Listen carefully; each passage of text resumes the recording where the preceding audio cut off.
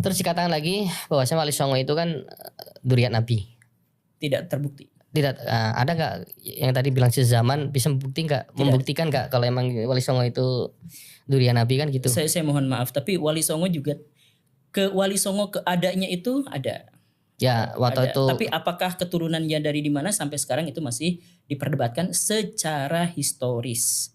Misalkan salah satu Wali Songo yang paling tua itu adalah Maulana Malik Ibrahim, Sunan Gresik. Dari manakah dia? Ada yang mengatakan dia dari Cina, ada yang mengatakan dia dari Kamboja, dari Champa gitu ya. Ada yang mengatakan dia itu dari Iran dan sebagainya. Ada yang orang mengatakan itu adalah orang lokal gitu dan sebagainya.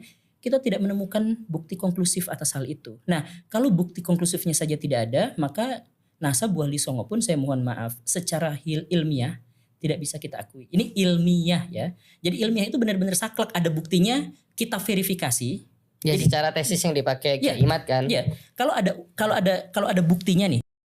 Guru Gembul tidak hanya meragukan Ba'alawi sebagai keturunan Nabi, atau bahkan Guru Gembul membatalkan dan tidak percaya bahwa Ba'alawi itu keturunan Nabi. Akan tetapi Guru Gembul juga meragukan nasab Wali Songo sebagai keturunan Nabi.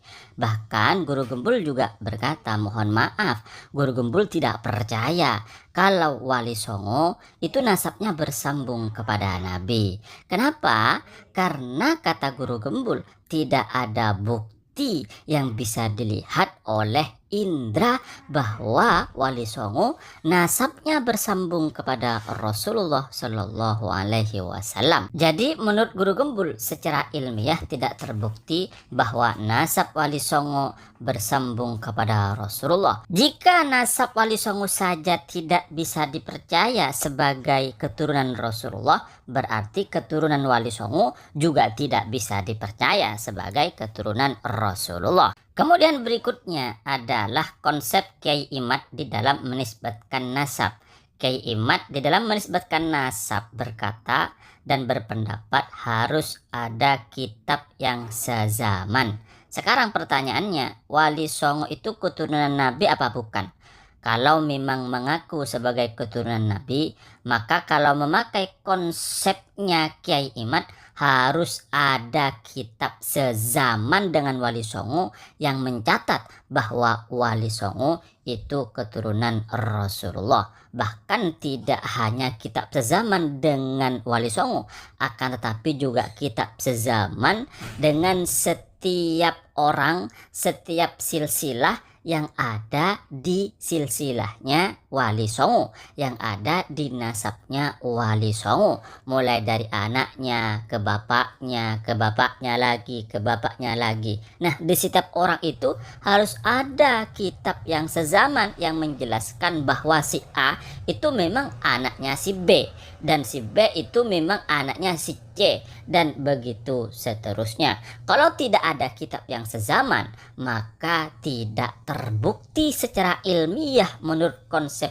Kyai Imad bahwa Wali Songo adalah keturunan Rasulullah. Begitu juga orang-orang yang mengaku sebagai keturunan Wali Songo, itu juga harus ada kitab yang sezaman yang menjelaskan bahwa mereka itu adalah keturunan Wali Songo. Maka bisa difahami bahwa konsep pengisbatan atau penetapan nasab yang dikemukakan oleh Kyai Imad tidak hanya bisa membatalkan nasab Ba'alawi sebagai keturunan Rasulullah, tapi juga bisa membatalkan nasab Wali Songo sebagai keturunan, sebagai nasab yang bersambung kepada Rasulullah. Nah, kita contohkan kepada silsilah nasab Wali Songo. Nah, ini kami temukan di internet silsilah nasab Wali Songo. Ini sekedar contoh saja biar kita mudah paham. Kita ambil saja Sunan Ampel. Sunan Ampel itu di sini disebutkan bahwa ayah Sunan Ampel itu adalah Ibrahim Asmara.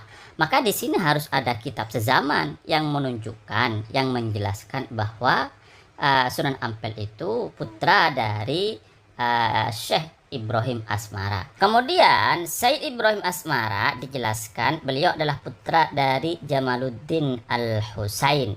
Maka di sini kalau pakai konsepnya Kyai Imad juga harus ada kitab sezaman dengan Ibrahim Asmara atau sezaman dengan Jamaluddin Al-Husain bahwa Said Ibrahim Asmara ini benar-benar putra putra dari Sayyid Jamaluddin Al-Husain, dan begitu seterusnya. Itu kalau pakai konsep Kyai Imad. Nah, kalau misalnya pakai konsep dari Guru Gembul, maka juga harus ada bukti yang bisa dilihat oleh mata, misalnya berupa catatan-catatan kuno, berupa catatan artefak, berupa batu, kulit, dan seterusnya, bahwa nasab Wali Songo ini bersambung ke atas sampai kepada Rasulullah. Begitu juga orang-orang yang sekarang mengaku sebagai keturunan Rasulullah. Maka kalau memakai konsepnya Kyai Imad, harus ada kitab yang sezaman.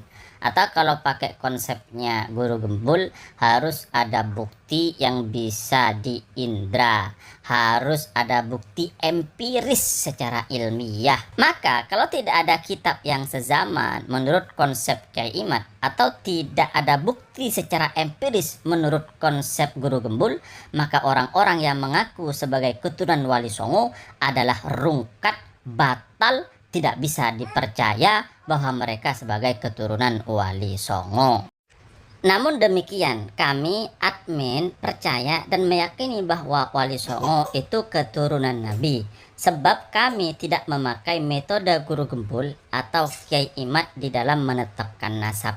Guru Gembul dalam menetapkan nasab atau mengatakan suatu itu ilmiah atau tidak, itu menggunakan cara pandang ilmuwan barat atau orientalis. Menurut ilmuwan barat, sesuatu bisa dikatakan ilmiah itu harus satu, bisa dilogika, harus masuk akal. Kemudian yang kedua, menurut ilmuwan barat harus ada bukti empiris atau harus ada bukti yang bisa diindra. Contohnya bisa dilihat atau bisa dilihat, ada catatan kuno, ada catatan di batu, dan seterusnya. Nah, metode Kyai Imad itu mirip-mirip dengan cara pandang ilmuwan barat yang harus ada catatan kitab sezaman. Sementara dalam Islam, ilmiah atau sumber ilmu itu tidak hanya ada dua, yaitu akal atau panca indera, tapi juga ada yang nomor tiga, yaitu al-khabarus shadiq atau kabar yang valid. Jadi dalam Islam sumber ilmu itu yang pertama akal, yang kedua panca indera, yang ketiga adalah kabar yang valid, kabar yang benar. Maka di dalam Islam jika ada orang yang mengabarkan dan kemudian orangnya itu memang bisa dipercaya, orangnya soleh, orangnya adil, dan tidak pernah berdusta dan seterusnya, maka kabar darinya itu bisa diterima. Maka jika ada seorang ulama yang alim, adil, bisa dipercaya, tidak pernah berdusta dan seterusnya, intinya beliau ini luar biasa, bisa dipercayanya. Kemudian beliau mengabarkan bahwa Wali Songo itu adalah keturunan Nabi. Beliau dapat kabar dari siapa? Dari gurunya misalnya. Gurunya dari siapa? Dari gurunya, dari gurunya, dari gurunya, sampai kepada orang yang semasa dengan Wali Songo misalnya, atau dari anaknya Wali Songo. Maka kabar ini, riwayat ini bisa dipercaya. Jika menetapkan sesuatu itu dengan cara pandang barat, atau dengan cara pandang Guru Gembul, atau dengan cara pandang Kyai Imad, maka nanti banyak hadis-hadis Nabi yang tertolak. Bahkan bukan hanya banyak, semuanya akan tertolak. Kenapa? Karena nanti akan minta bukti empiris, minta bukti artefak, minta catatan kuno. Bahkan kalau Kyai Imad minta kitab yang sezaman dengan Nabi. Mana ada? Kenapa? Karena dalam tradisi Islam itu bukan pakai itu. Dalam tradisi Islam itu pakai periwayatan dari Imam Bukhari, dari gurunya, dari gurunya, dari gurunya sampai ke Nabi. Nah, dari setiap sanad, dari setiap silsilah sanad ini diteliti orangnya jujur atau tidak, adil atau tidak, kuat hafalannya atau tidak, dan seterusnya. Kalau semua silsilah sanadnya, rentetan orang yang meriwayatkan hadisnya itu bisa dipercaya, maka baru hadis itu diterima.